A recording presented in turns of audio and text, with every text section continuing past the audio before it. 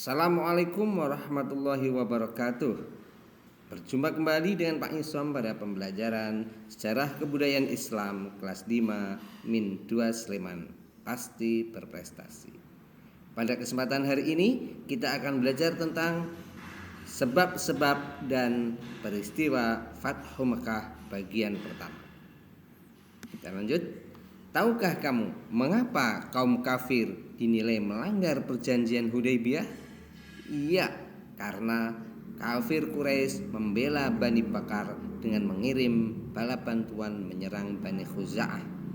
Padahal dalam perjanjian Hudaybiyah telah disepakati gencatan senjata antara kaum kafir Quraisy dan kaum muslimin.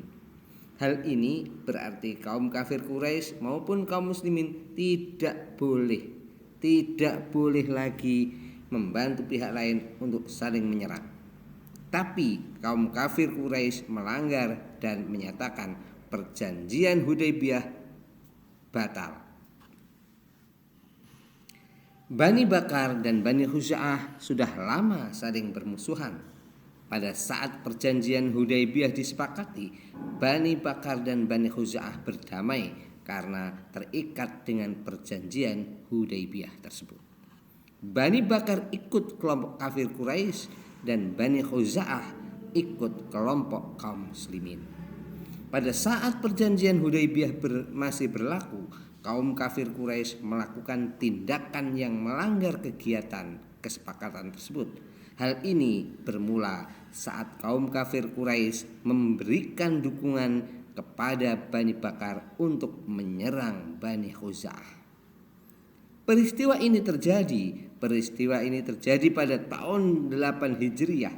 Saat itu Bani Khuza'ah sedang berada di pangkalan air milik mereka sendiri yang bernama Al-Watir.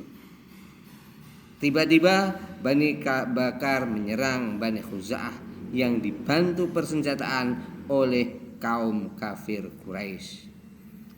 Pihak kafir Quraisy yang membantu diantaranya adalah Ikrimah bin Abu Jahal dan beberapa pemimpin Quraisy lainnya.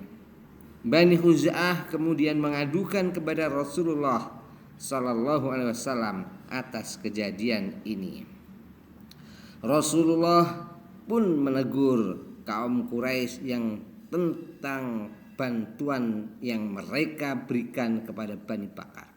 Rasulullah Shallallahu Alaihi Wasallam mengingatkan kaum kafir Quraisy bahwa membantu Bani Bakar berarti melanggar perjanjian Hudaybiyah, dan dengan demikian muslimin bisa masuk ke kota Mekah dengan penuh kekuatan.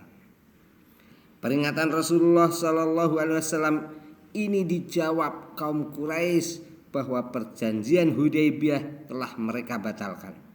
Kaum kafir Quraisy Makkah tidak konsisten dengan perjanjian yang mereka sepakati.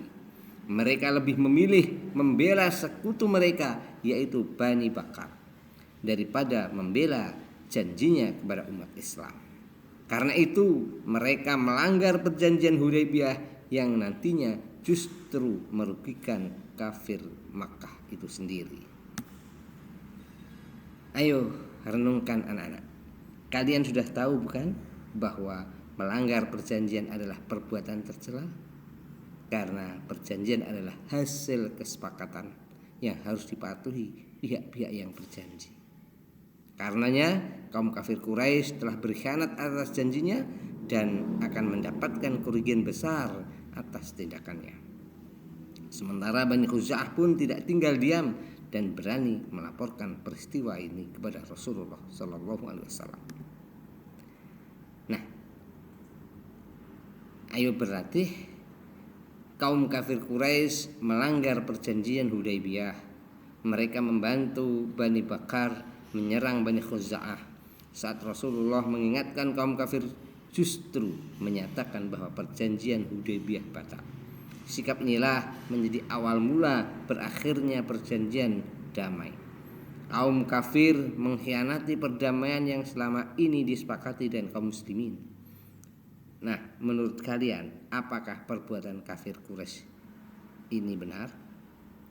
Mohon dijelaskan dan nanti ditulis dalam lembar kertas dan sampaikan ke Pak Ngisom. Ini nomor 1. Apakah perbuatan kafir Quraisy itu benar? Mohon dijelaskan. Sekarang yang nomor 2. Rasulullah SAW pada awalnya mengingatkan kaum kafir agar kembali kepada kesepakatan damai sebagaimana termaktub yang ada dalam perjanjian Hudaybiyah. Namun kafir Quraisy secara sepihak membatalkan perjanjian tersebut.